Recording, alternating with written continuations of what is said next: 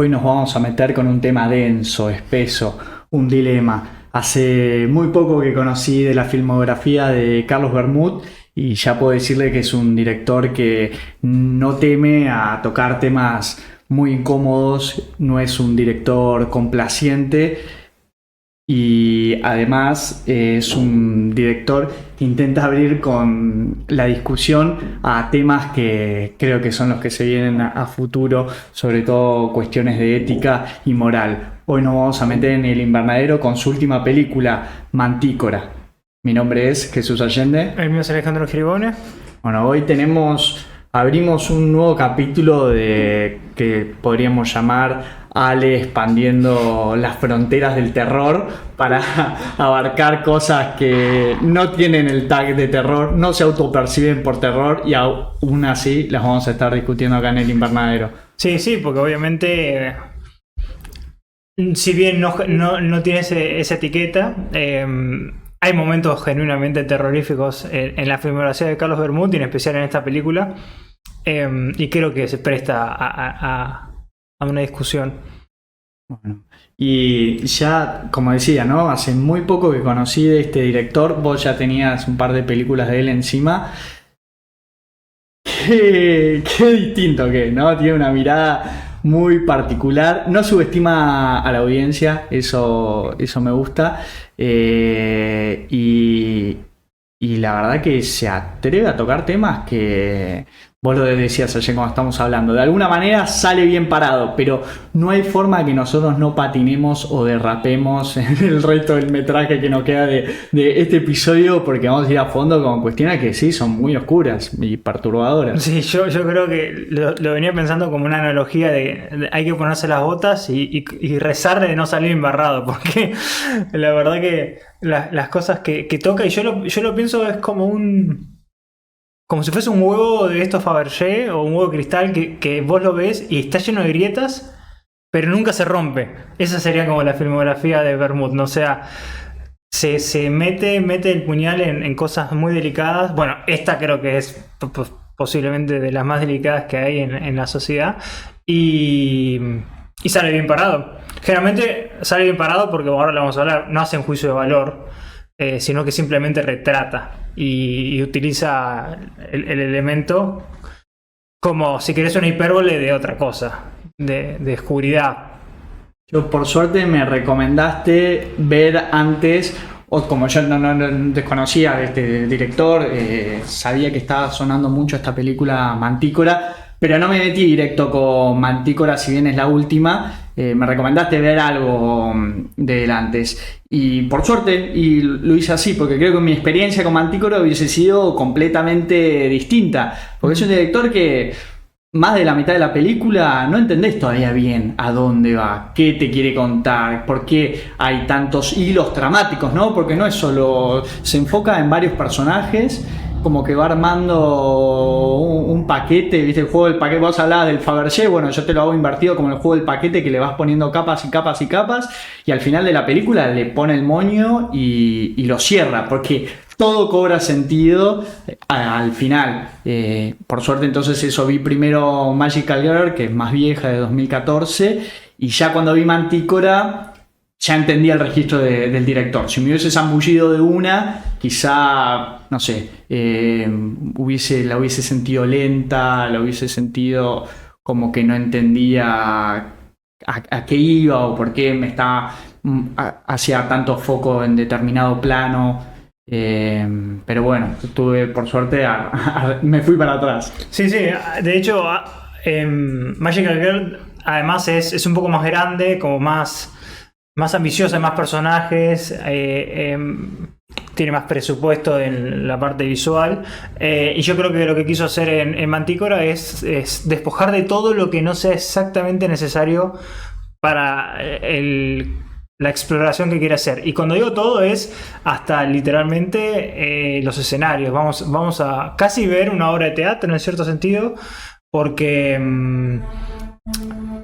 vamos a ver. En Mantícora, sí, en Mantícora, ¿por qué? Porque digo, vas a ver en apartamentos prácticamente vacíos que tienen una simbología, ¿no? De la psiquis de los personajes, y entonces en realidad te queda una historia de dos personas, y es lo más importante, y distinto a Magical Girl, que sí juega además con varios escenarios, varios personajes, van y vienen, muchas tramas que, como decís, después se terminan entrelazando, y lo que te pasa yo creo que con las dos es, vos arrancás de Magical Girl y terminás de ver Magical Girl y no parecen la misma película.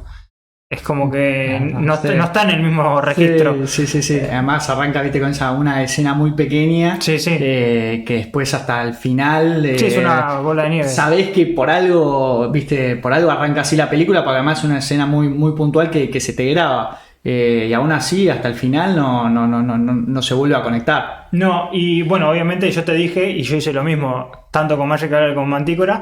Yo creo que es un director que hay que caer. Así, en paracaídas. Hay que caer y sin saber pristino, no saber de qué va. Premisas. Yo creo que los pósters suelen ser suficientemente atractivos. El de Mantícora es excelente. Y ver, porque, a ver qué pasa. Yo he visto algunas críticas, por ejemplo, cuando estaba en Sitges, que te cuentan el twist, que ahora lo vamos a hablar. Y es distinto, porque cuando lo ves, hay una escena en el final del primer acto que es bisagra, y que ahí te recontextualiza la primera, es como el primer bifurcación de la película. Y si ya sabes eso de entrada, capaz inclusive ni siquiera le das la chance, porque te parece suficientemente repulsivo, y yo creo que ahí vas a estar perdido ante una gran película, a lo mejor por pensar que va a ser apología o pornografía del dolor, ¿viste? Pornografía o sea, no es hacer bien film esta película. Entonces creo que está bueno así caer de la nada y sorprenderse.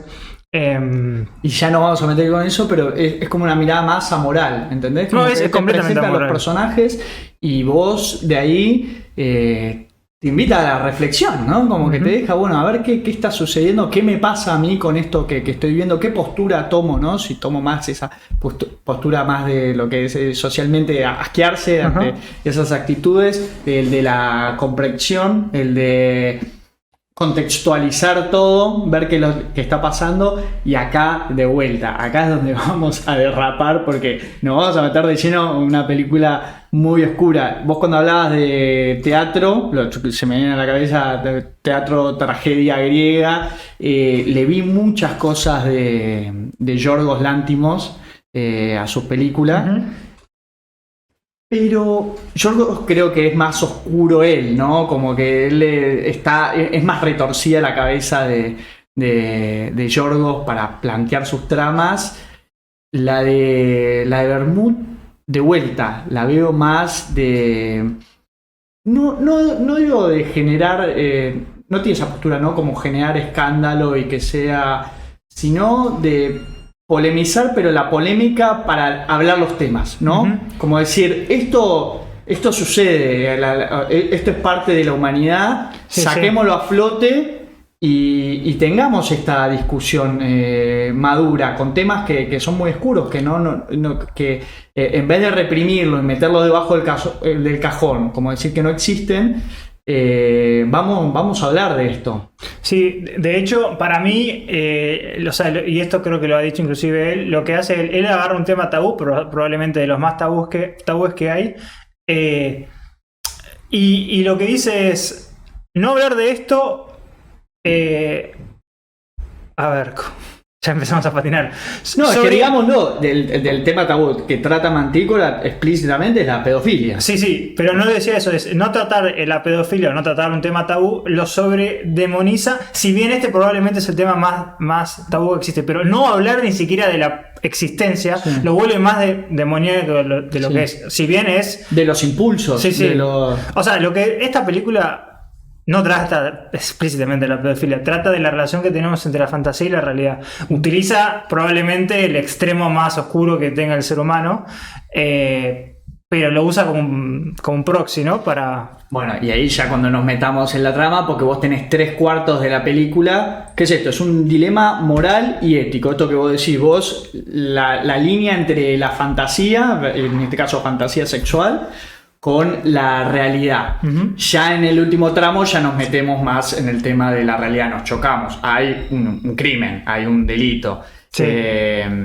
Pero toda la primera parte, casi hasta el final, es esto, es un dilema, es algo que es polémico, que puede generar mucho rechazo social, pero no hay un delito en sí. No, y a mí lo que me gusta muchísimo es que de cierta manera lo que genera Carlos Bermúdez con Nacho Sánchez, que es Julián, el protagonista.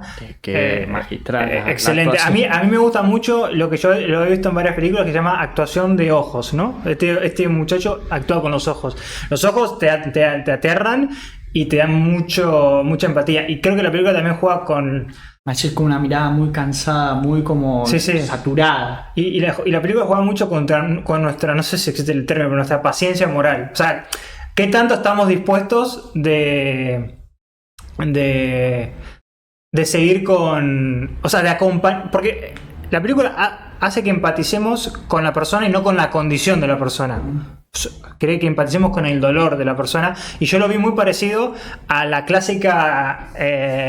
concepción del monstruo, o sea, del Frankenstein, del vampiro que tiene que automutilarse para poner sus impulsos bajo la tierra, ¿no? El que se tiene que... Bueno, el hombre lobo se encierra, el día de luna llena se encierra en su cuarto con cadenas para evitar salir a matar. Dr. Jekyll y Mr. Hyde, bueno, ¿no? es también el dualismo y es la misma persona. Sí, ¿no? Y hay mucho de eso, la misma... Sí, las cadenas del monstruo serían un poco, ¿no? No, y también esto de el mismo título de la película, la mantícora, que la mantícora es una criatura así mitológica y bueno, tiene la cara, el rostro humano y un cuerpo...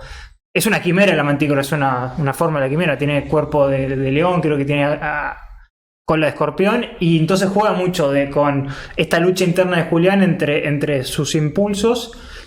Y en cierto punto, y acá es de nuevo donde hay que poner a debatir esto, es negar, no sé si es negar su ser, porque él está luchando con... A mí lo que me gusta mucho de esta película es que él puede ser un monstruo, puede tener características monstruosas, pero él tiene una brújula moral, él sabe lo que está bien y lo que está mal en todo momento de la película, pero tiene una lucha interna y que progresivamente se va convirtiendo más en un monstruo, que yo creo que Carlos Bermúdez juega mucho con la simbología, y al principio de la película él siendo un diseñador de monstruos, que tampoco es casual, pero juegan con esto que dice que viste que va iterando sobre el monstruo y lo va haciendo cada vez más monstruoso, y dice este es como el final boss, como el boss final, que en definitiva es Julián se va convirtiendo en un monstruo hasta que se va transformando en esta mantícora. Que también después podemos discutir quién es la mantícora real, ¿no? O sea, si bien puede estar personificado en el personaje de Julián, si por ahí es esta lucha, ¿no? de la sociedad contra los impulsos internos de la persona, que es el individuo, ¿no? La manifestación del individuo, que mientras más reprimido, más puede... Bueno, toma estos tintes cada vez más tremendos, ¿no? Julián lo que trata es mantener a raya a costa de su este monstruo, a costa de su humanidad o de su capacidad de tener cualquier vínculo con la sociedad. Él se termina aislando en una prisión propia porque no puede controlar. ¿Y por qué? Porque la sociedad no está preparada para tener un diálogo con extremos de este estilo, sea pedofilia o sea cualquier otra cosa, porque ¿cuál es la respuesta que vemos después en la película? Es el ostracismo instantáneo. Entonces, ¿qué pasa? Que era justo lo que él temía. Lo que él temía, sí. Y cuando vos aislás a una persona que ya tiene demonios internos, es como la adicción, ¿no? Es un efecto de rebote y es lo único que le queda. Es lo único que le queda. Llegó hasta abajo de todo. Entonces yo creo que en cierto punto, o sea, yo creo que la película también dice que la falta de amor, no amor romántico, de comprensión o de la capacidad de hablar de algo, por más que sea polémico, por más que sea... Que genere asco. Sí, es que genere asco, termina incitando a la gente a... Bueno, no le quedan más vías de escape. Y es una película que habla de monstruosidad y lo que creo que algo que no es tan explícito como el otro, es que no es el único monstruo de la película. Por eso te digo que es lo que después ya cuando avancemos sobre la trama, pero quería hablar de unos temas antes de ya meternos escena a escena. De quiénes son, si hay más de un monstruo, ¿no? Uh-huh. Si hay más de... y qué es lo que significa ser un monstruo también, ¿no? Esto es decir, un monstruo que se está autoencadenando porque no quiere, viste, sacar a la luz esa bestialidad, qué tan monstruo es. Pero bueno, con eso nos vamos a meter. Yo, de hecho, la primera vez que leí la palabra mantícora fue en uno de los libros del creador de The Witcher, de Andrzej Sapkowski, Sí. Que nunca tuve paciencia para vos, ya sabes, nunca tuve paciencia para jugar el juego, pero sí leí los primeros libros de la saga, que es esta historia del Witcher, que es un brujo, que es un mercenario que mata monstruos por dinero. Claro, por dinero. ¿No? Esto es el mundo que crea Sapkowski, es como una gran parodia o sátira de los cuentos de hadas, ¿no? Sí, sí. Los cuentos de hadas llevados a un extremo más brutal, irónico, mucho humor negro y ácido. Y justo el primer libro arranca con el brujo, que su encargo es matar una mantícora. Geralt es un brujo experimentado, por más de que este es el primer libro y está contando esta historia. Y es este caso que le toca, que es una princesa, una niña, por eso me resonó. Yo no conocía tampoco más tanto de la leyenda de Mantícora. Después, buscando, vi que hay un montón de culturas que hablaron de la mantícora, esta figura, o esto que decías de una quimera, y que él tiene que, ¿no? A él lo contratan para matar a la mantícora, y él en su encargo, sabiendo que es una princesa, intenta sobrevivir toda una noche. Él lo que busca es no matarla, por más de que él le encargaron de hacer eso, sino romper el hechizo, y lo que hace es eso, encerrarse en una bóveda con un animal que se lo va a devorar, tratando de esquivarlo como sea, para al final sacar a la luz a esta princesa, que es romper el hechizo. Y lo veía en esta película, ¿no? De cómo justamente la mantícora, la princesa, una niña, y acá tenemos en la película de Vermouth un niño, ¿no? Digo, cuando estaba viendo la película, digo, o sea, la mantícora, ¿de dónde va a salir eso? Que el niño como, ¿no? Como una víctima de esto, o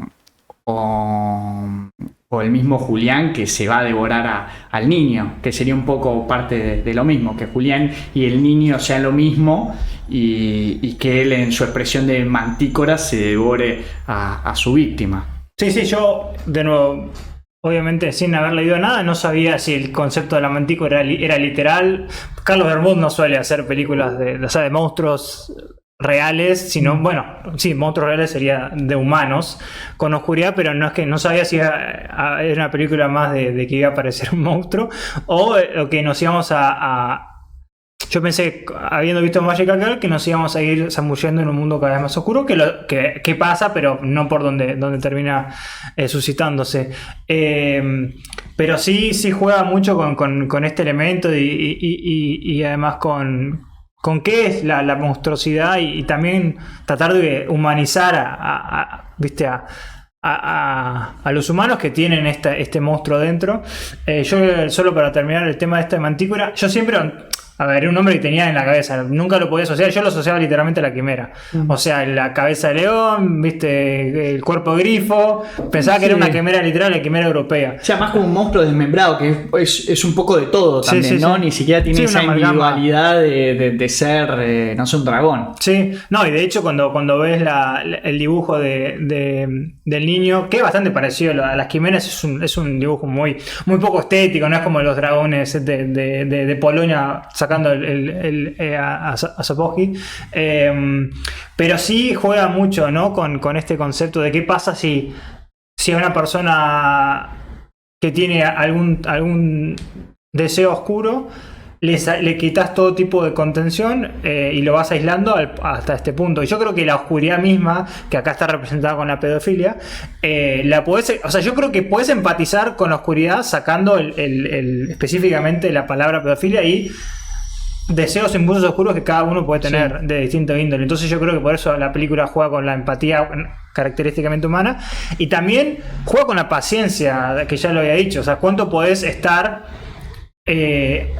no sé si acompañando, pero por lo menos tolerando el ¿Hasta dónde dolor. podés empatizar Sí, eso? ¿no? tolerando el Decir, dolor bueno, de. Porque, digo. hasta acá te compadezco. Sí, sí. Después digo, pará, acá cruzaste una línea que... No, y yo creo que el debate más interesante es un debate que creo que es más espinoso que la propia pedofilia, que es lo que en los primeros 25 minutos es. En el mundo de las ideas, que es el mundo intangible. Técnicamente no debería haber ni mal ni bien, no estás haciendo, y él lo dice literalmente, no está haciendo ningún mal. Ahora, también entiendo el efecto cadena, causa-consecuencia, que eso puede después trasladarse al mundo real.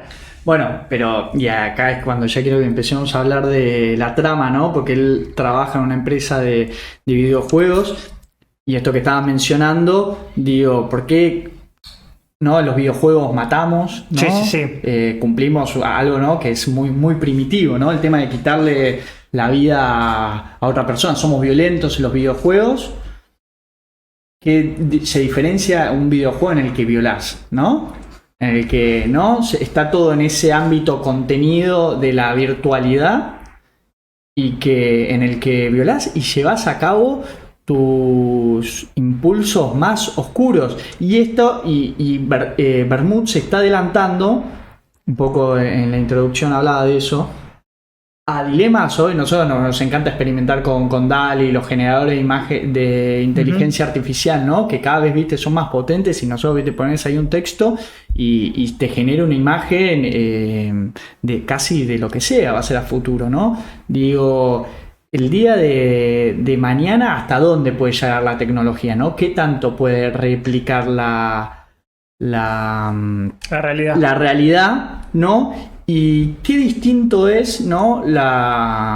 O qué no, la actitud que tiene Julián, que, no sé, una persona que consuma hentai, ¿no? Que viste que sería dibujos animados o animaciones pornográficas de niños, pero en dibujos, ¿no? No, en dibujos, o sea, por ahí no hubo una explotación infantil, pero hay gente que consume eso y que no me sale sacía, no sé si se conjuga así el verbo, sus impulsos sexuales consumiendo ese tipo de pornografía. Qué distinto es eso que lo que hace Julián, que es hacer con un modelo de realidad virtual inspirado en su vecino, que es un niño, genera un personaje virtual, pero acá entra el hiperrealismo, ¿no? Porque la figura que genera es prácticamente...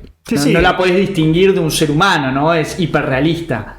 Yo particularmente no creo que haya mucha diferencia en la esencia cuando la despojás de cuando la discutís. Sí, ¿no? Cuando la despojás de lo que hay detrás. Pero de hecho no creo que sea más o menos, bueno, problemático de que sea hiperrealista o no, porque es...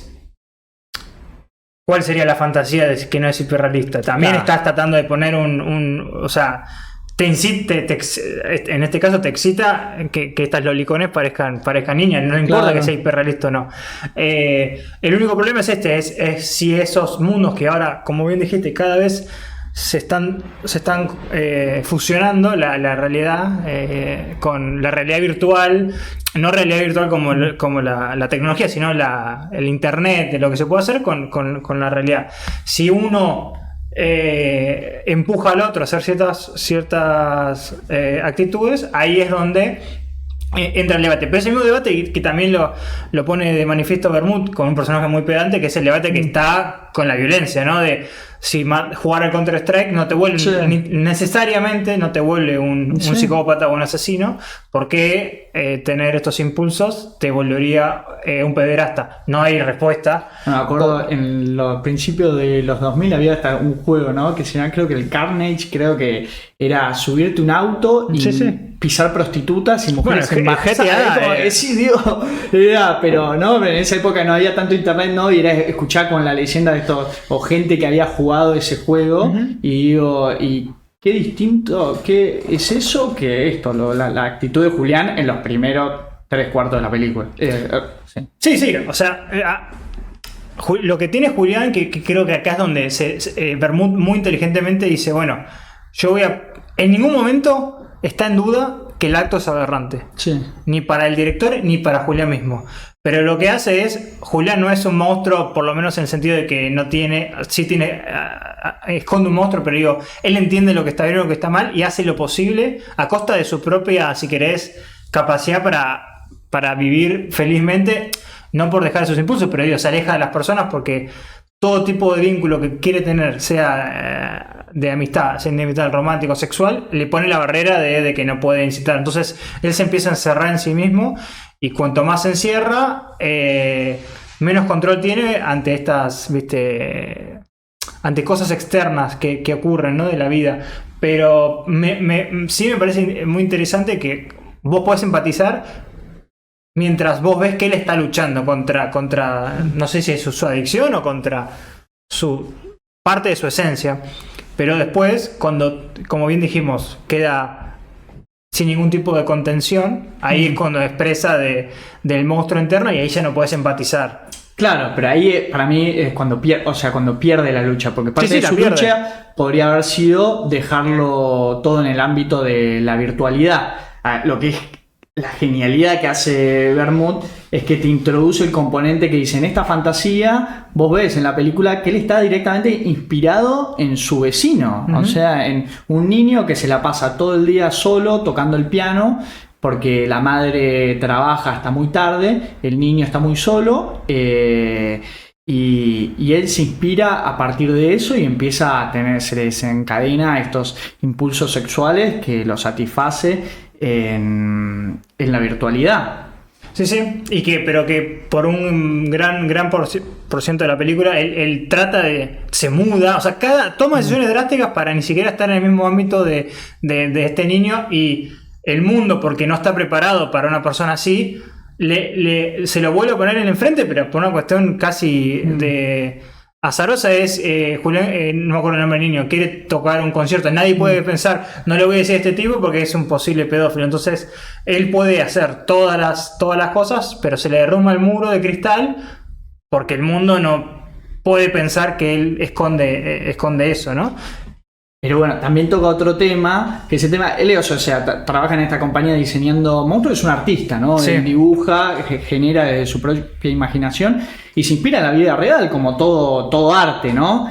Y que de vuelta, el tema esto de la distinción, ¿no? Mientras él lo mantuviese dentro de la ficción, porque la virtualidad es una ficción, que es tan diferente, ¿no? Generar eso que el artista, director que hace una película, ¿no? de violencia, no Sí, entrar en el terreno del snuff, ¿no? Las películas de terror. No, pero ¿cómo se llama el torture porn? No, el de Spit on Your Grave, ¿cómo Sí. era? El Rape and Revenge. Sí. Literalmente, que era en los 70 violación, y después que esa mujer mataba a todos sus violadores. Bueno, mucho antes que eso, te recomiendo leer Filosofía en el tocador del Marqués de Sade, y es, o sea, orgía, donde hay menor, y él, o sea, hace filosofía a través de eso. Bueno, lo metían en la cárcel porque era otra época, se lo censuraba, pero él lo hace todo a partir, por más de que tenía, obviamente, una vida muy, muy excéntrica y alocada.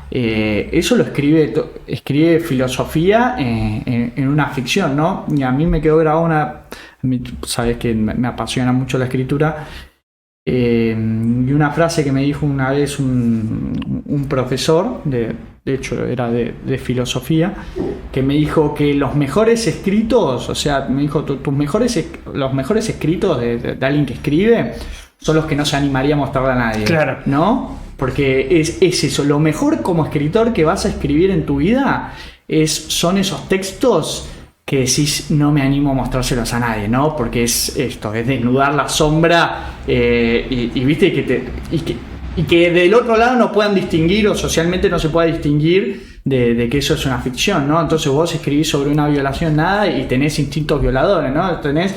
O te vas a ámbitos muy oscuros y eso refleja, que en sí refleja algo del inconsciente, pero muy distinto después es todo el camino del derrotero hasta llevarlo a la acción, ¿no? Mismo, esto es lo que decíamos, que uno le disfrute de ver películas de terror o jugar juegos violentos, no lo hacen en sí a uno violento. No, y además, que creo que acá en general, no tanto con esta película, pero digo que sí me parece que hoy en día se confunde, es que una película toca un tema o muestra un tema, no quiere decir que haga apología de ese tema, porque puede estar haciéndolo como crítica, puede estar... acá en este caso no hay una... Digo, no hay una bajada de línea, más allá de que queda explícitamente claro que lo que está haciendo es aberrante, pero, de nuevo, lo que muchas veces pasa, o inclusive con otras cosas, como cuando empezás a hablar con, no sé, la gente que tiene canales de YouTube y que no puede decir algunas palabras porque a YouTube no le gusta, te empezás a censurar y empezás a omitir cosas del mundo que existen. Por eso dije que hoy vamos a derrapar y eso, en la cultura de la cancelación, ¿no? Sí. Uno empezás a tocar estos temas y ya o te etiquetan o te dicen... cuando al revés, ¿no? Hablar los temas es parte de una sociedad y una ciudadanía madura, ¿no? Por hablar. Entonces, eso sí me parece que Carlos Bermúdez, de nuevo, agarra un tema que yo creo que si vos, imagínate que este lo escribe él, ¿no? Y creo que es un guión preciso como un reloj suizo. Pero imagínate que este fuese un guión escrito, se lo das a 10 directores, nadie te lo va a querer hacer. No. Nadie se va a animar por las represalias o por la misma... Tenés que tener, viste, ojo de águila para que esto no se desbarranque. O caer en ser complaciente, de esto que estábamos hablando, de decir, no, estoy condenando, ¿no? Esto es una condena, que ya estamos llenos de películas de ese estilo, ¿no? Que introducen un tema en el que todos más o menos podríamos estar de acuerdo y... en que es aberrante y lo condena, ¿no? Y ese es el camino más fácil. No, y lo que hace muy bien la película, si querés más en la parte más de tensión o más tangencialmente a lo que a nosotros nos interesa, es que hay... Lo que más nervioso te pone en la película es que hay un velo de posibilidad, o sea, de que hay una inminencia que lo peor que puede pasar va a pasar. Desde el corte de este... Una tragedia griega. Sí, entonces vos ya estás diciendo en qué momento va a pasar lo que yo ya presumo que va a pasar. Y lo que hace Carlos Bermúdez como casi un torturador psicológico es... No, va a pasar, pero esperá. Porque en el medio, y si querés haciendo una especie de comparativa con Spring, primero querelo al personaje, ¿no? Primero... bueno, esto es como ahí que estamos apoyando... Y después te destruyo. Estamos ahí apoyando con George R.R. Martin, que hace lo mismo, te voy a hacer entrañar un personaje y después te lo voy a... explicar, el micrófono está apoyando 2 libros, uno de esos es George Martin, Fire and Blood. Entonces te hace encariñar con un personaje y Julián es muy vulnerable en esta ¿viste? Apología o analogía en realidad a Jekyll y Mr. Hyde. Su parte vulnerable es muy vulnerable, además es también hasta frágil físicamente, y el monstruo que llega adentro es todo lo contrario, porque también, y creo que después hablemos un poquito, tiene algunas cosas manipuladoras el monstruo que tiene adentro, no solo con el niño, que ahí hay una disparidad de casi, no sé, de experiencia de conciencia, pero también con Diana, que ahora le vamos a hablar, que es un personaje... Y empecemos, si te parece, arrancar, hablemos de la trama. Ya así nos metemos con de qué trata Mantícora. Bueno, en el Mantícora es muy fácil de escribir cuando ya sabes lo que pasa, ¿no? Imposible de escribir si no. La gente dice, no, tiene un oscuro secreto. Pero básicamente es un diseñador de videojuegos muy capacitado, que se lo ve con algunos problemas psicológicos y que nos enteramos más o menos... Muy introvertido, y nos enteramos más o menos en los primeros 25 minutos que tiene esta parafilia sexual de la pedofilia, ¿no? O sea, le excita por lo menos el vecino. No sabemos desde cuándo tiene esto y... Claro, porque... sucede ahí al principio de la película, hay un incendio en el que está acá, hablamos de este chico que está solo todo el día, se ven a través de la ventana. Ajá. Se le incendia el departamento y él es el gran héroe, ¿no? Es el salvador, es el que se mete a ese departamento, apaga las llamas y lo salva al chico. Después va al médico y a partir de ahí empieza a tener ataques de pánico. Y uno piensa que no, que es el trauma de haber pasado por una experiencia de vida o muerte. Y vemos, ¿no?, que esos ataques de pánico tienen ya que ver con la ansiedad, ¿no?, que le generó este contacto que hasta el momento no lo tenía, ¿no? Era relación de vecindad, a través de la ventana lo escuchaba, pero nunca había interactuado directamente. No, de hecho, y esta cercanía con ese niño, ahí le despertó estos intereses oscuros. Sí, lo que yo no me acuerdo con esto de la cercanía es si esta madre es una madre soltera y el niño se había mudado recién o ya estaba en el departamento. No me lo acuerdo eso. No se sabe, pero te dan a entender que no tiene una relación de vecinos de confianza. No, a lo que voy es que él, como bien dijiste, puso todos los muros mentales y hasta físicos para no tener relación, porque para justamente no caer en estos vicios. Y a mí lo que me parece muy interesante, que tampoco es casual, es el fuego como elemento pasional, simbólicamente representa algo, y es que yo creo que casi una explosión, ¿no? Sí, y le saca la traba a una llave interna, y ahí es cuando el monstruo cada vez va a tomar, agarre en el cuerpo de Julián hasta tener todo el control. A la vez, el paralelismo de esto, ¿no?, de que él trabaja en la empresa de videojuegos, es casi como el artista predilecto de los directores, una empresa grande como podría ser, no sé, Square Enix o Blizzard, no sé, por decir algunas. Y él está encargado de hacer el monstruo, el final boss, y toda esta película va a ir en paralelo con la construcción de este monstruo, que podría ser una mantícora, ¿no? Podría ser una versión... de hecho dijo, es como una mezcla de cosas, dijeron hacerlo más león, es un monstruo sin nombre, pero como comparte diferentes monstruos. Pero claro, él trabaja en su casa y me encanta cómo arranca, ¿no?, la película, que es con esto, ¿no?, estos garabatos virtuales que van tomando forma y vamos viendo que van formando este monstruo, ¿no? Y después tenemos el plano de Julián que es muy ridículo, ¿no? Ver a alguien por fuera de la realidad virtual interactuando con la virtualidad, ¿no? Porque es alguien que está haciendo como casi monerías, pero lo hace de una forma, casi parece un director de orquesta, ¿no? Sí, como es el balanceo del juego de la mano, como que tiene una delicadeza en el contacto con el aire, ¿no?, de los trazos que hacen, que es muy lindo, muy estético de ver, y toda la película va a ir en paralelo de cómo él va a ir construyendo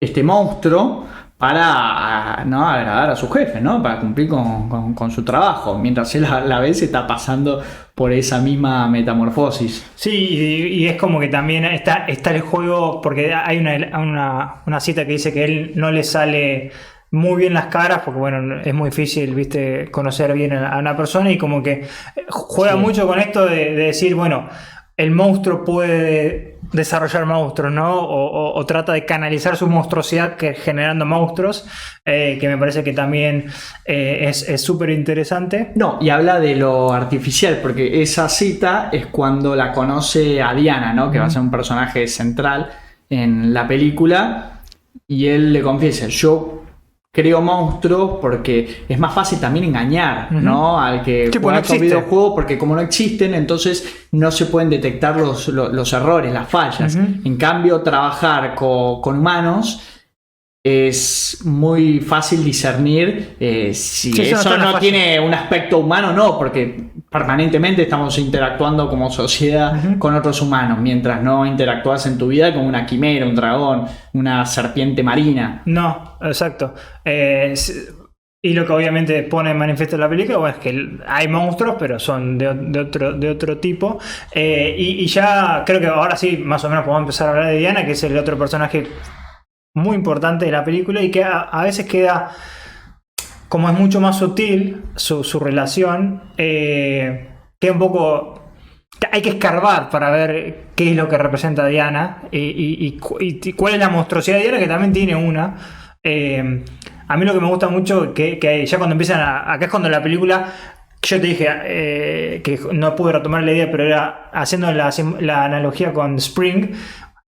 La película por media hora te quiere engañar de que es de nuevo Before Sunrise. Tiene muchas cosas, porque eso, o sea, casualidad que la discutimos hace muy poco, pero tiene mucho de eso ya lo discutimos a morir en el episodio de Spring, del inicio de una relación, ¿no? Entonces tiene todas partes muy lindas la película, ¿no? De dos personas conociéndose, pero vos ya conocés el trasfondo de Julián, no tanto el de Diana, que después se va a ir descubriendo. Se va a ir descubriendo, pero creo que te ponen ahí varios elementos simbólicos que está bueno. Por ejemplo, cuando van acá a este museo, no sé el nombre. El Prado, en Madrid, quiero hablar de eso porque en Madrid, y obviamente el Saturno devorando a los niños de Goya. Es casi una cachetada, pero no tanto obviamente por la literalidad de que es un padre devorando a un niño o una niña, no me acuerdo bien específicamente la pintura. Sí, es Saturno devorando a sus hijos, se llama. Y que obviamente Julián lo mira casi como si fuese un espejo, ¿no? Y se retrata, pero al mismo tiempo está también la pintura de la cazadora, ¿no? De Diana. Diana es la cazadora, la diosa de la casa, que me hizo acordar un poco al podcast el de A quemar tu casa, ¿no? Sí, la audioserie chilena. Que entonces, que ahora te dejo hablar de la pintura, pero el concepto de Diana como la cazadora, de no es casual el nombre Diana y esto de cazar, y que también utilizar. Yo creo que acá yo no sé si esto es, viste, como... Es que es una casualidad que se hayan encontrado, o si en cierto punto dos parias de distintos índoles inexorablemente se terminan encontrando porque no tienen más escapatoria. Entonces por eso se terminan encontrando uno al otro, porque cada uno tiene sus temas, sus monstruos. A mí me gustó mucho la escena de que van al Prado. Tuve la suerte de conocer el Prado, tengo familia en España. Y Goya, de hecho, es mi pintor favorito. Uh-huh. Me encanta. Y en esa... Bermud elige el cuadro más famoso, uno de los más famosos de Goya. Se usa mucho para el teatro. Creo que discutimos, hablaste de Saturno, lo que significa que es Cronos, ¿no? Yo pensé que era Cronos matando. Es que es lo mismo, porque Saturno es en la mitología romana, que es la misma mitología que la griega. Uh-huh. Cronos, el padre de Zeus, que se come a sus hijos para que no le disputen el cielo, y Rea, que lo engaña, le hace comer, cuando se lo tenía que comer a Zeus, le hace comer una piedra. Uh-huh. Y bueno, ahí arranca la rebelión de Zeus para liberar a sus hermanos comidos por Cronos, que es la rebelación contra la autoridad. Uh-huh. Pero bueno, él elige, van a este cuarto del Prado, que es el de las pinturas negras de Goya, que es fascinante, y les recomiendo a todos que busquen sobre las pinturas, que tiene unas muy buenas. Va por la más popular, ¿no? Pero tiene otra que es El sueño de la razón genera monstruos, ¿no? Que es como una especie de erudito, un pensador, ¿no? Que está recostado sobre el escritorio como fatigado, y de él salen como vampiros, pero no aparece murciélagos. No aparece en la película, pero está en esa sala, ¿no? Y que se usa mucho, es un cuadro que tomó mucho lo que fue la Escuela de Filosofía Crítica de Frankfurt, ¿no? Que después de la Segunda Guerra Mundial tenía un enfoque como muy socialista para criticar todo lo que fue el iluminismo, ¿no? El sueño de la razón genera monstruos, ¿no? O sea, la razón llevó a la bomba atómica, ¿no? El imperialismo, todo la razón reduce todo a polvo. Reducir todo a la razón sería como reducir todo a polvo, ¿no? Que uno puede estar de acuerdo o a favor, pero tiene que ver, o sea, no es aleatorio que Bermud toma a Goya para hablar, ¿no? de la monstruosidad. Después también tiene otro muy bueno, que ya estamos este es el podcast de los aquelarres, porque se llama el aquelarre, que está muy bueno, ¿no? Que es un cabrío con negro rodeado como de ninfas. Uh-huh. Pero bueno, que ya hablamos de brujas a morir, así que esta temporada viene voy a dejar descansar.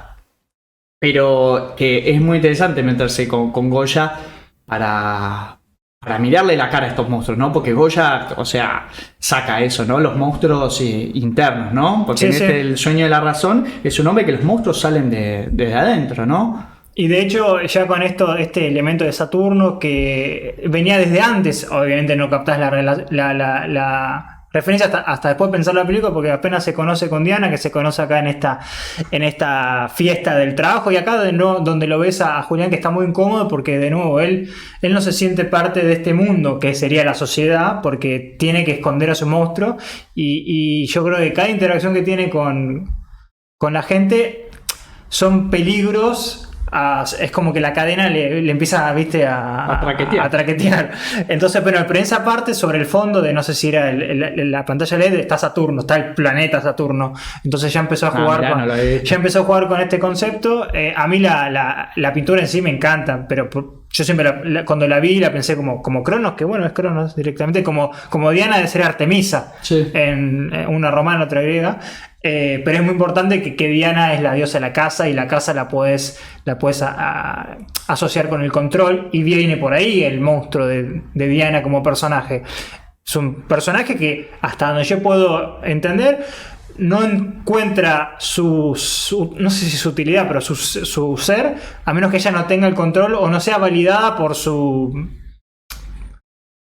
no sé, por lo que le puede prestar a la otra persona. Es una personaje también muy insegura de sí misma. Y este Saturno, que aparece ahí, no me he dado cuenta, pero ahora sí me acuerdo de una parte que hay en un fondo del espacio, que si lo tomamos con el arquetipo del dios, vendría a ser también el deber ser, ¿no? Uh-huh. Cómo tiene que uno comportarse en sociedad, que es todo lo contrario que Julián. Entonces necesita escaparse de eso. Sí, todas estas situaciones sociales lo que le hacen es llevarlos a picos de ansiedad, que desencadena en ataques de pánico en los que no puede respirar, en los que piensa que se va a morir. Y eso es lo que a mí me parece también muy, muy rico, porque él tiene ataques de pánico necesariamente porque tiene alguna crisis freudiana de que él entiende que lo que él siente está mal. Porque si él fuese un monstruo, como hemos visto, no sé, Henry retrata a un asesino, que básicamente se hizo un asesino por toda la película, irreversible. Cuando no tienen una brújula moral, él hubiese utilizado toda herramienta posible para llevar a cabo sus impulsos o sus deseos. Entonces, que él tenga, o que se le haya impuesto, obviamente, porque vive en una sociedad, se le haya impuesto que esto está mal, que está mal, objetivamente está mal, es lo que le genera este ataque de pánico. Que a mí lo que está bueno el ataque de pánico es casi espontáneo, no lo puede controlar, como tampoco puede controlar a sus impulsos. O sea, es como una especie de válvula de escape, y que no puedo más con esta vida, no puedo seguir luchando contra el ser y el deber. Es que más que freudiano, yo estoy empezando a estudiar bastante la teoría de Carl Jung, que les mentiría si les digo que entiendo algo todavía, pero empecé a poco, por lo menos con el que es el puntapié de su teoría, que es el hombre y los símbolos.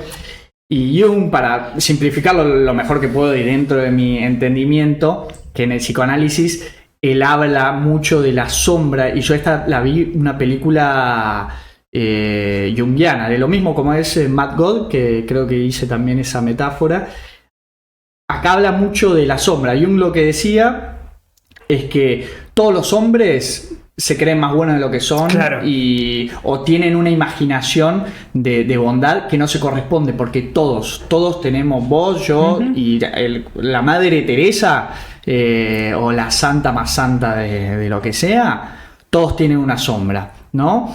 Entonces la lucha por la individualidad es la lucha por mirarle la cara a la sombra, ¿no? Como que lo que propone Jung es, en vez de generar eso, o sea, uno lo que hace intuitivamente es enterrarla a la sombra, ¿no? Porque va en contra de lo que es la sociedad, ¿no? Uh-huh. Porque la respuesta de la sociedad a la sombra de cualquier persona va a ser el asco, la repugnancia, sí, que es la actitud que tiene Diana y los empleadores en la empresa de videojuegos de Julián, ¿no?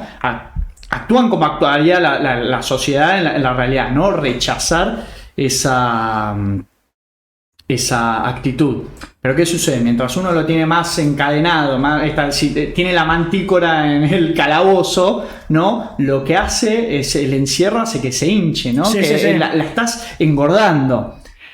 Y ahí, ¿qué es lo que sucede? La quimera engordada opera en el inconsciente. Entonces el inconsciente se va comiendo el consciente. Entonces, no enfrentarse al dragón, a la quimera, es dejar que tome a la vez control, en vez de lo que podría haber hecho Julián, que era mantenerlo a raya, quizá estos impulsos en la virtualidad, ¿no? Como reconocerse que él tiene esas inclinaciones, y en vez de que su inconsciente se apodere de él como Mr. Hyde y vaya a cometer crímenes, que lo mantenga a raya, ¿no? Que eso es el autoconocimiento, es eso, ¿no? Es reconocer esta sombra y abrazarla en vez de ocultarla. Bueno, técnicamente, y ahora que es muy difícil. No, es prácticamente... Y también depende de la gradualidad de la sombra, sí, ¿no? Cuanto más oscura sea. Sí.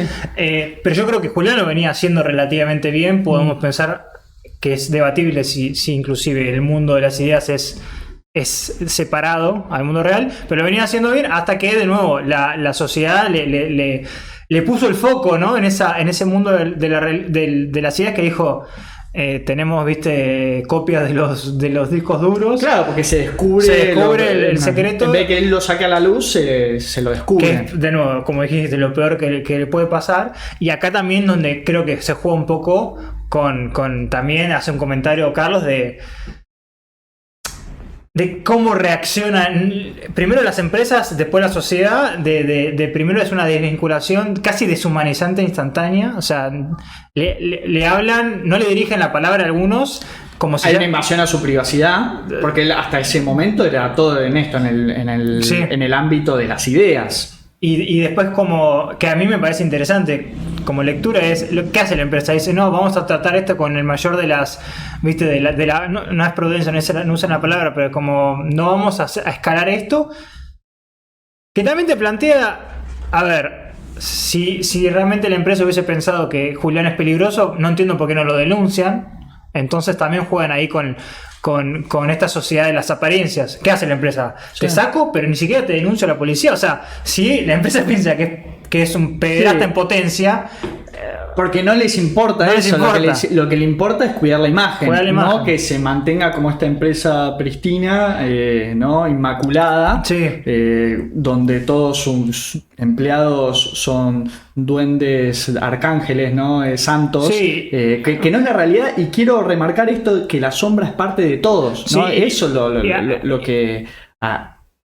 la discusión que hay que dar. A mí me gusta eso porque algo que... A ver, esta es la parte más sutil que tiene la película, pero juega un poco con esta... que creo que pasa hoy en día más que nada, esta competencia de virtuosismo, de que más que nada en redes sociales nadie puede tener una falla. A la primera falla ya estás eliminado de esta sociedad, sea esa falla cuan mínima, como, no sé, pusiste un tweet hace 50 años. Claro, es que lo que pensás hace 10 años es lo mismo que pensás ahora, como si uno no pudiese ir madurando o cambiando de parecer con el correr de los años. Obviamente está puesta en la hipérbole, obviamente en una situación pedófila, que creo que sí sería lo que habría que hacer, de sacarlo, pero la empresa podría ponerle asistencia psicológica o desvincularlo momentáneamente, porque de nuevo lo que quiere hacer es sacárselo encima.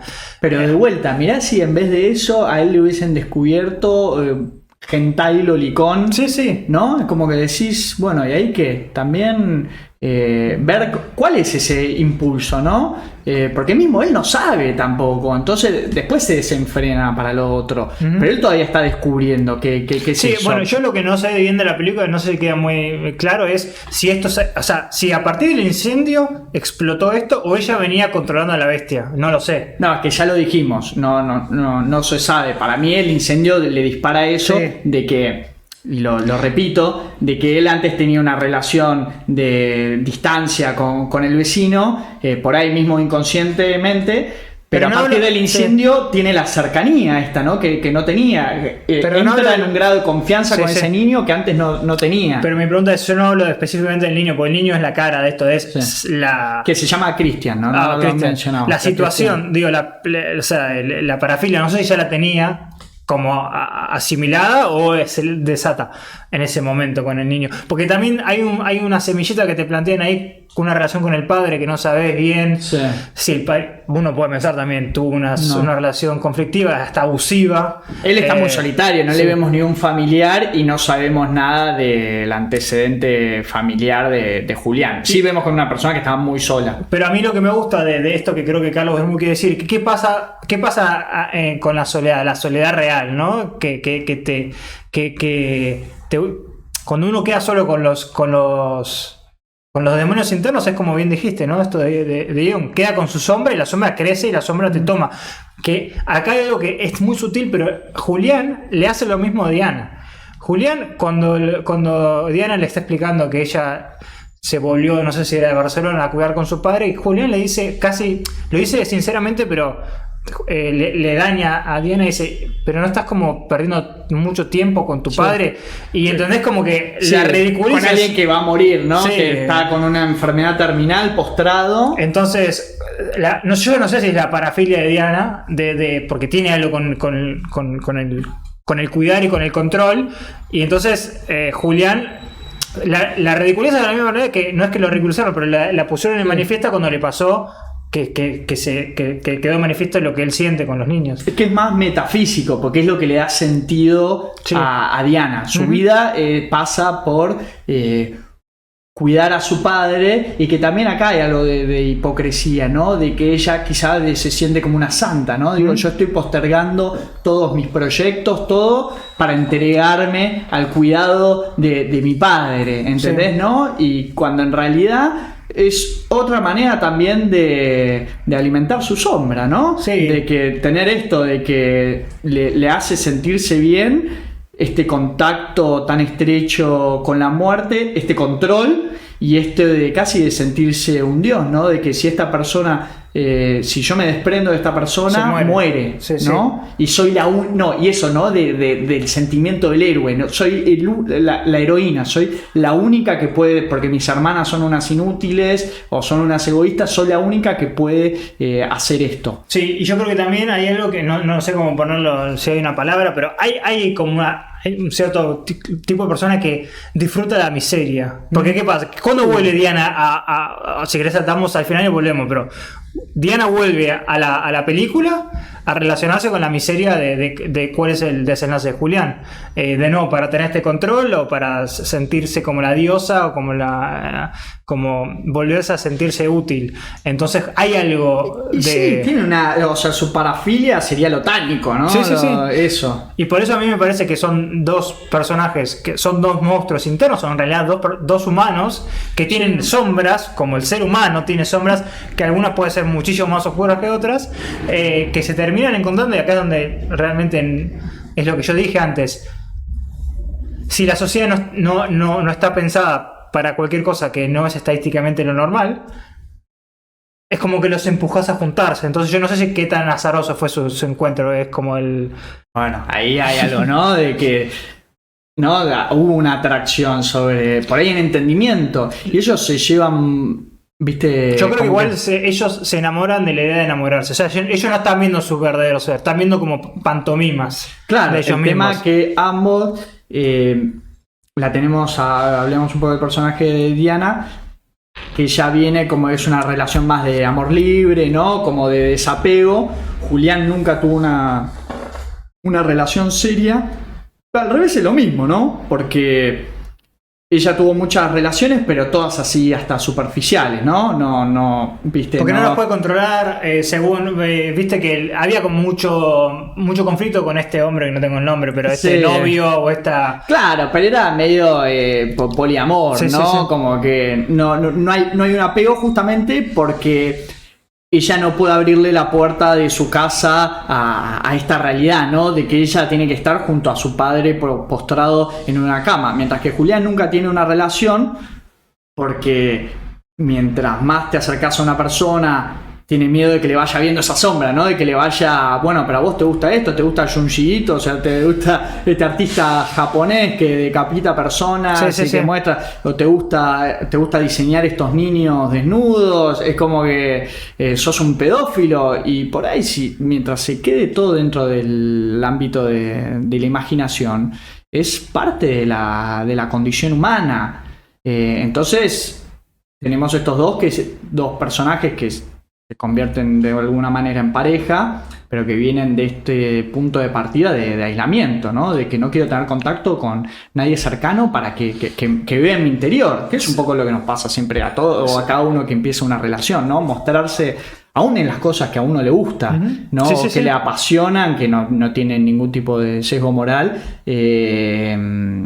También son muy difíciles compartir con alguien con el que uno todavía no tiene confianza por el miedo a que lo ridiculicen. Sí, está muy vulnerable cuando haces eso. Y algo, si querés, ya para cerrar por lo menos este punto de la relación, que no lo tocamos, pero creo que es importante y que en realidad para mí es una bifurcación, es algo muy importante de la película, es que Diana físicamente se parece a un niño. Es importante. Sí, es verdad. Y está elegida por eso, el casting. No lo había pensado. Entonces, la pregunta es,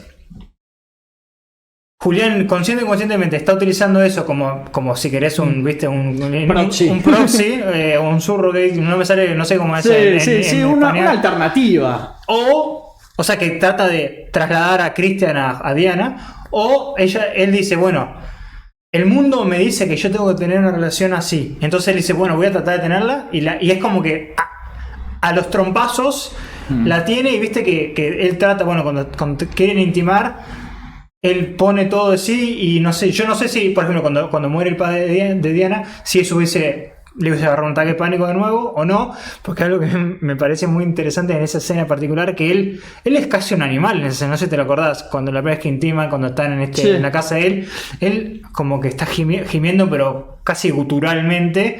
Y arranca, ¿no? Medio como estoqueándola de las sombras, ¿no? Medio depredador. Es muy depredador. Y bueno, y ahí también es cuando se van interrumpiendo estas cosas y de nuevo es como que bueno, vuelvo a foja cero y tengo que tratar de tratar de reconstruir esto como que esta es mi ancla a la sociedad, es lo único que me queda. Pero a la vez, y no sé si recordás que también Julián intenta postergar lo más posible la intimidad, ¿no? Porque vienen de esta salida de que van primero al Prado, después se van de tapeo de caña, ¿viste? Como se dice ahí en Madrid. Van a tomar y terminan en un boliche. Y cuando se despiden después de estar, no sé, por lo menos 12 horas juntos, que decís, bueno, ahí ya hay un momento donde ya hay una confianza, ¿no? ¿Viste? Y se dan este saludo que es como muy incómodo, ¿no? Como que por ahí lo más natural era que se dieran un beso, claramente tenían atracción los dos. Y hay como que él, bueno, casi como... seamos amigos, ¿no? Como que no le sentí ese impulso sexual que sí tienen cuando finalmente intima con ella, que arranca con esta actitud medio acechadora, ¿no? Ella además estando de espaldas, que tranquilamente... Después creo que ya sobre el final, cuando lo deja Julián en la cama, el plano es muy parecido, ¿no? Del niño como... de espaldas en la cama, que recién ahora se me está ocurriendo. En el momento viendo la película no me he dado cuenta. Sí, es que en realidad lo que le pasa a Julián, más allá de que tenga esta parafilia, es que la ausencia de esta parafilia es impotencia. Entonces, porque uno podría pensar que él puede mecánicamente tener la relación sexual sin sentir placer, pero él está incapacitado.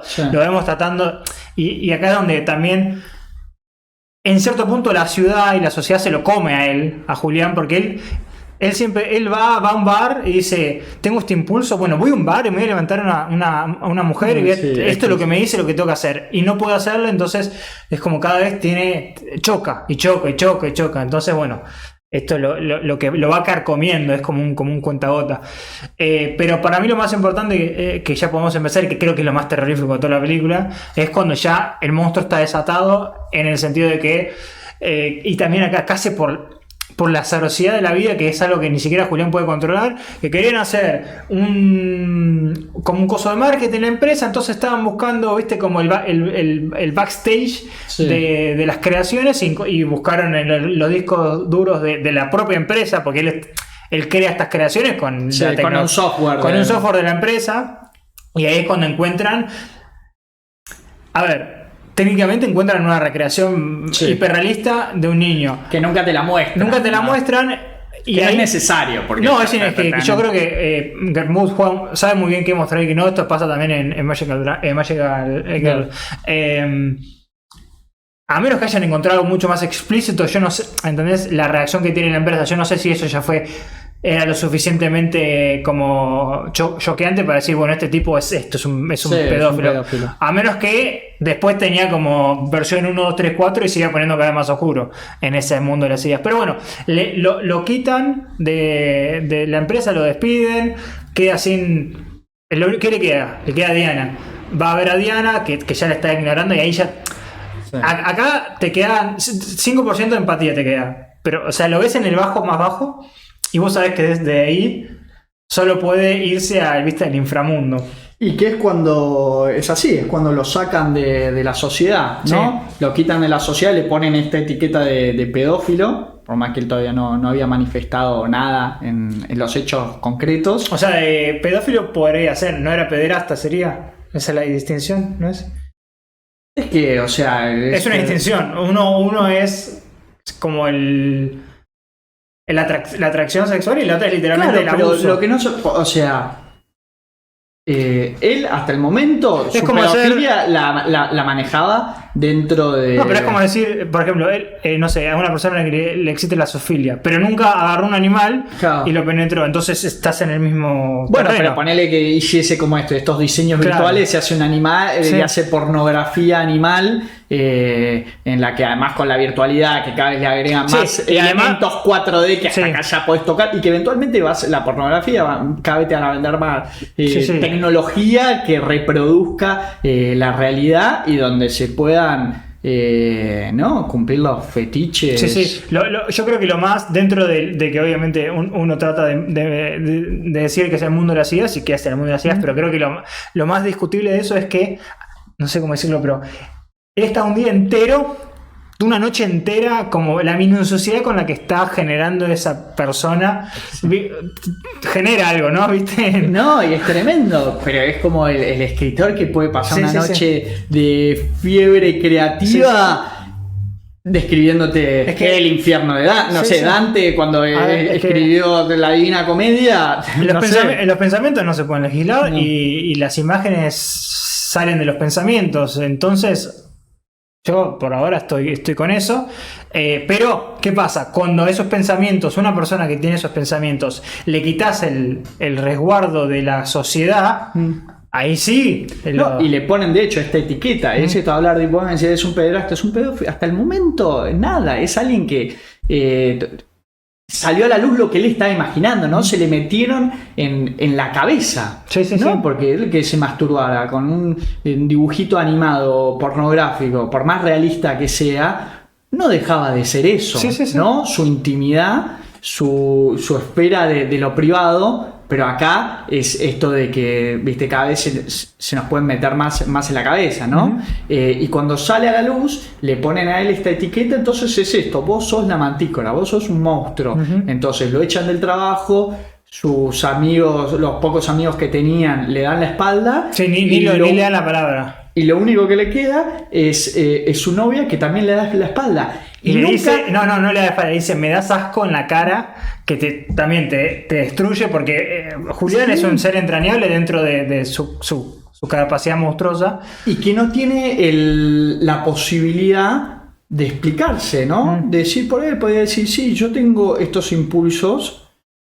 que los controlo con esto, o en realidad a mí no me excitaría jamás un niño, sino me excita esta fantasía de poder masturbarme viendo un niño artificial, virtual, desnudo, o no sabemos qué es lo que genera. Por ahí era el sexo del niño con el monstruo ese que dirigió una orgía de ¿viste? Un pandemonio orgístico horrible. Y acá por eso dije que íbamos a derrapar en este capítulo y íbamos a derrapar de lo fiero, pero también es la idea, ¿no? Porque llegamos a este final que es increíblemente oscuro, porque es la profecía autocumplida, es la tragedia griega. Sí, lo que estás esperando, pero sabes que va a pasar toda la película. Claro, es la sociedad como oráculo diciendo esto iba a suceder y entonces no poder escaparse de este destino. Vos sos un monstruo, entonces tenés que comportarte con un monstruo. Anda a cazar tu víctima, ¿no? Anda a satisfacer esos impulsos oscuros que tenés, pero en la realidad, en lo concreto. Y ahí es cuando el monstruo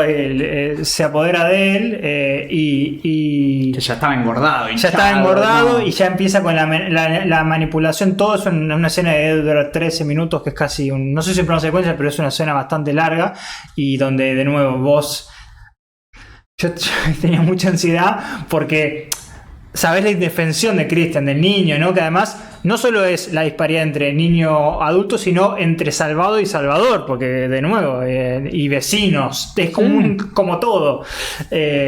Contexto, niño solo, niño necesitado de afecto también, ¿no? Porque... Madre soltera, trabaja todo el día, está solo, no tiene amigos, o digo, no se junta con chicos, por lo menos en la casa. Y que lo va a visitar su héroe, entonces un niño que está dispuesto a todo. ¿no? Entonces le abre la casa, él va con la excusa que ya la madre le había dicho que Christian quería tocarlo en concierto, o sea, en el piano para agradecerle a Julián, y él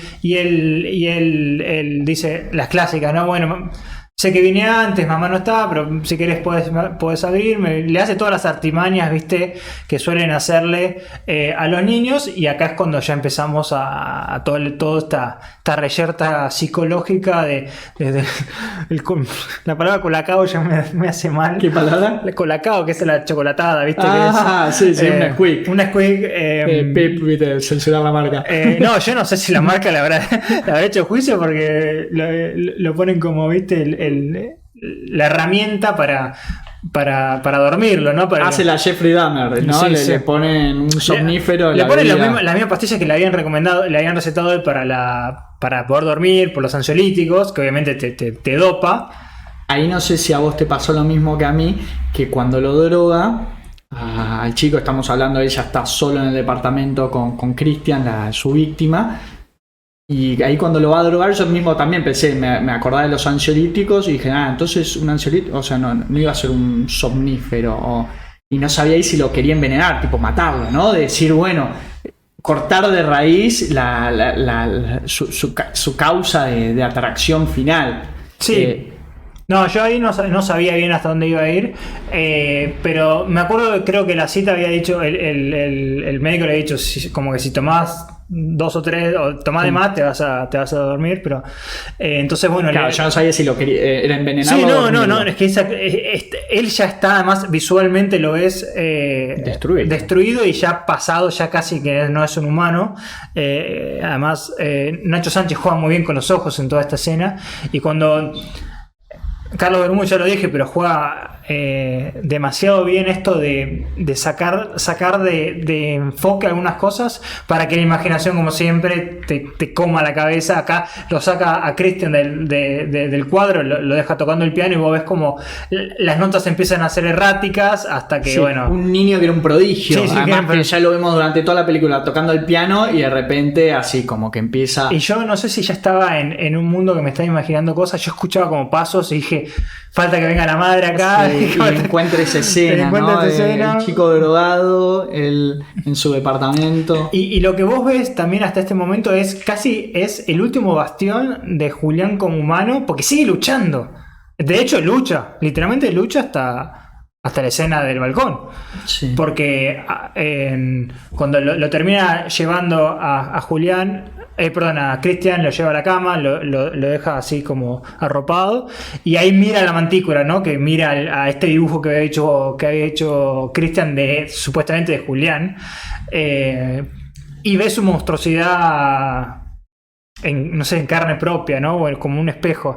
Y ahí hay una escena de, no sé, 1 minuto que vos lo ves procesando todo y que básicamente lo incita a tomar la decisión que va a tomar. Bueno, es que ahí me parece genial, está ya, no es la última escena, pero ya casi la última. O sea, acá es donde se rellena la película, y hay un epílogo de 5 minutos. Pero es el clímax, sí, es el clímax. Claramente, y feo hablarlo en un contexto de pedofilia clímax, pero es el clímax de la película. Y acá, cuando él lo apoya sobre la cama, yo veo que se le abren varios umbrales que él puede cruzar. Julián entiende que solo tiene 2, ¿no? O terminar de convertirse en el monstruo y violarlo a Christian, que está indefenso, o matar al monstruo. pero nunca se plantea otros umbrales que puede cruzar, ¿no? Que es irse, sí. ¿no? Y dejarlo, bueno, sí cometió un crimen que fue drogar a un chico, pero bueno, él podría pagar por ese crimen, ¿no? Ir a la cárcel por la tentativa, por... Sí, o irse, escaparse o irse, pero tiene más opciones. Pero él en su cabeza es dualista, son dos, es o terminar de metamorfosearse en la mantícora o matar a la mantícora, que es el mismo, ¿no? Y bueno, y elige el camino de salirse del suicidio, ¿no? De matar a la mantícora. Sí, es de una escena muy larga, o sea, toda larga, que se tira se tira al balcón, no me acuerdo bien el piso, pero se tira. Y acá es cuando uno también se pregunta, yo acá pensé que terminaba la película. Sí, yo también. Y creo que el epílogo, si bien tiene sentido, puede ser lo más debatible de toda la película. No, pero para mí sí. Porque bueno, porque te justifica, porque de vuelta le da sentido el personaje eso seguro, de Diana. Porque el Diana hubiese quedado abierto. Ahí se quedó como le faltaba cerrar. No, es eso lo que dijimos, es el moño que le ponen al paquete. Porque además, no solo, que acá es la ironía de la vida, no mata a la mantícora, sino que casi la crea físicamente, porque no te lo muestran, pero te dan a entender que está dado vueltas, que viste, se quebró la columna y que lo tienen así dado vuelta o sea, con la cabeza en el piso. Yo de hecho después sí lo muestran. Yo pensé que está más desfigurado de lo que está como bastante bien empotrado. Pero bueno, dicen que se quebró la columna, que probablemente no pueda volver a sentir, no sé si del torso para abajo o todo el cuerpo. Y ahí es cuando dicen, y hay una persona que te quiere ver, y ahí es cuando irrumpe de nuevo en escena como si fuese una obra de teatro, Diana. Y qué genio que es Vermouth mostrándote el todo por una parte del todo, porque tiene esos manejos de plano que me encantó un Magical Girl como arranca en ese aula, o sea, es un aula, pero en realidad tenemos un plano que tenemos a profesor y alumno y ya está, y no es casi hasta contraintuitivo, ¿no? Si yo fuese director y veo un guión o escribo un guión que arranca en un aula, bueno, le diría al productor, necesito 25 chicos, necesito tantos pupitres. No, él te pone en un recuadro dos personajes interactuando y algunas voces en off de chicos, y ya está, uno como espectador termina de completar, de entender que eso es una clase, y esa cercanía también te da un poco de asfixia. Y acá, en este anteúltimo plano, anteúltima escena, seamos técnicamente concretos, después nos escuchan nuestros amigos de Séptima Estación y nos matan, que tienen mucho más conocimiento técnico de cine que tenemos nosotros. Pero cuando está en el hospital, la cámara está enfocando el espejo en el suelo, ¿no? Y vemos a la doctora, primero una enfermera que se retira que se da cuenta que él está despierto, y después esta médica que le cuenta que sobrevivió. Y a Julián no lo vemos, pero ya no necesitamos más para entender el contexto de que sobrevivió, de que está postrado, y juega con eso de decir, vos decís, está mejor de lo que creí. Pero en esa escena, que todavía no lo vemos, decimos que está como el personaje de Olga en Suspiria, ¿no? Por ahí todo retorcido, todo... ¿Cómo quedó? También juega con el mismo morbo del espectador. Querés ver cuál es el resultado de haberse tirado por el 8º piso. Sí, la mantícora se manifestó en el mundo real. Y bueno, y la escena final, que acá es cuando cierra todo, que es casi una escena, podría ser... Por lo menos incita a la comparación con Misery, ¿no? Porque te queda Diana, que queda cuidando de Julián, así ya empotrado en su casa, no sé dónde, no me acuerdo dónde era, ya fuera del hospital, y sin ningún tipo de rechazo hacia él, ¿no? Porque me imagino además que tiene que haber entendido que si te va por ese balcón después de haber drogado a un chico, o sea, se tiene que haber reconstruido todo lo que sucedió, y aún así ella es como porque ahora ya cumple perverso, tóxico, ya cumple lo que ella necesita de él, ¿no? Es ser cuidado, entonces no le importa. De vuelta, recuperar ese control que perdió, porque no lo dijimos, el padre de ella en mitad de la película muere, muere. Ella se está ocupando de él, muere, y ahora tiene un reemplazo al padre Sí, también, sí, sí. ¿no? Y Es ahí- edípico también, de vuelta, volvemos a las tragedias. Es que son todos- bueno, no, sería en este caso un complejo de Electra. De Electra. Volvemos toda esta dinámica de la tragedia griega, ¿no? Es De que lo que vuelta- le gusta a Carlos generalmente, y para Magic Girl pasa lo mismo, son todos personajes que tienen badajes como todos los seres humanos en el mundo y que eventualmente a veces, por circunstancias de la vida, se ven enfrentados contra esas oscuridades. No las pueden dejar viste, no sé, en el baúl. Entonces, bueno, y ahí termina con casi que es una inversión de la escena de ella cuando estaban durmiendo, viste, que estaban de un lado, creo que primero Julián y después Diana. Acá, bueno, Diana es abrazando y no sé si inclusive cantándole como una canción medio de cuno, arropándolo a Julián, y ahí corta la película. Y ahí termina y te dice buena suerte a procesar. No, te ata el personaje de Diana, con el que uno por ahí al principio empatizaba un poco más. Después decís, no, pará, ella lo que estaba necesitando era llenar ese vacío que le generaba el control que tenía de sentirse. Ella vuelve a sentir este ultra ego de ser la heroína, ¿no? De yo soy la desposeída, ¿viste? La Sí. que se entrega a los pobres, a los lisiados, a los leprosos, ¿no? Casi mesiánico. Sí. La actitud mesiánica, la actitud de Diana. No, y que ahí, sin esta escena, ella hubiese quedado como una víctima, si querés, casual de Julián, víctima en el sentido de que, bueno, que le pasó esto, de que tuvo la mala suerte de relacionarse con una persona con esta parafilia, pero con esta escena te quedas, viste, solidificado que eran dos personajes con estas sombras y que la sociedad no le permitía poder trabajar con estas sombras porque apenas las ponen, las alumbran, ya son eliminados de esta sociedad, no pueden pertenecer. Así que creo que eso es lo que mejor hace la película de Carlos Bermúdez. Y ahí entran los créditos, cortina musical, Sí. y uno con el cerebro atrofiado diciendo que acabo de ver. Bueno, es que en Magic Girl no la vamos a spoilear por si nadie la vio, pero también termina muy... Es una patada en la puerta, Sí. rompiendo otro tabú que nosotros, por lo menos, cuando lo rompen lo anotamos, no es que nos guste. Y te quedas procesando. Yo creo que Magic Girl no dejas procesando tanto por algo como un mensaje más de profundidad, pero más por el shock. No, porque ya experimenta ahí cuando hablábamos el capítulo de Eyes on My Mother, ¿no? Esto de las puertas de la oscuridad, como que empieza a abrir algunas puertas en Magical Girl. Sí. Y acá es Abre una. Bermud diciendo voy a verle la cara al Leviatán. Acá abre una, la abre de par en par, la abre los 20 minutos Sí. y dice, ¿me quieren acompañar? ¿Sí o no? Pero bueno. Bueno, y por eso fue la idea de dar esta discusión Sí, de la sí. forma más madura posible y sin autolimitaciones, ¿no? No, Creo que la exacto. idea, ¿viste? No autocensurarnos y ver qué nos pasaba con esta película que interpela muchísimo, interpela a la sombra de cada uno, que de vuelta todos tenemos.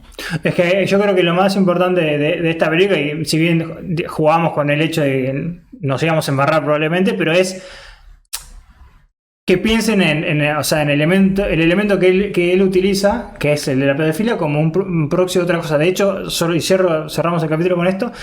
cuenta en el CGS, que lo vi en una entrevista, cómo se le ocurrió la idea. Y cuando te digo cómo se le ocurrió la idea, decís, ¿este tipo es un genio del mal? O no entiendo cómo ató estas dos cosas.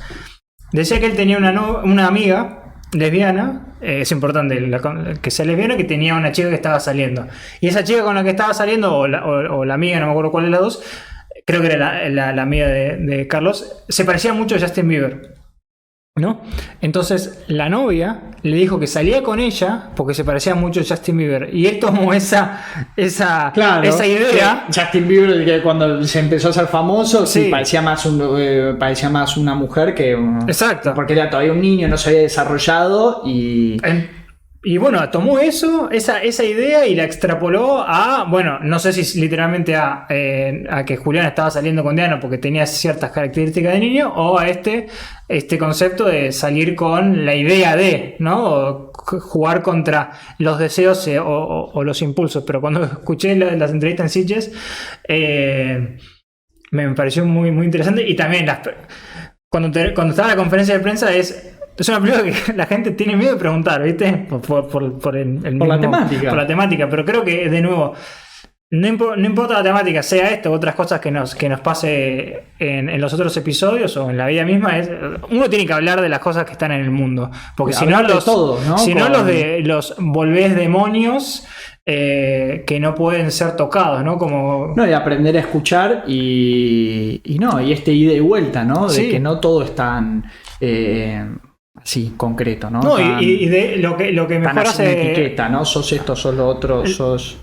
Lo que hace Carlos es, esto pasa, yo te muestro que esto pase. Él no dice, voy a demonizar a este personaje o voy a santificar a este personaje. Esto ocurre y qué pasaría con la sociedad cuando esto ocurre. Y te muestran, lo que él muestra, que lo que sería en la sociedad es lo que pasa en la sociedad. O ¿y por qué condenamos esto y no condenamos esto? Sí. ¿No? O por qué hay, ¿no? Y cómo van... O sea, que el asesinato sea en cierto punto un elemento redentor, como en algunas películas, ¿no? Y alguna otra parafilia no lo sea, es simplemente una elección arbitraria de la sociedad. No, por eso yo hablaba, ¿no?, de que los primeros 3/4 de la película podía tener empatía o comprender la agonía del personaje. Después ya cuando cruza ese umbral al delito, ahí no. Porque hay convenciones sociales, porque ya... Más allá de encontrarle explicaciones a por qué terminó ahí, actuó, ¿no? Actuó.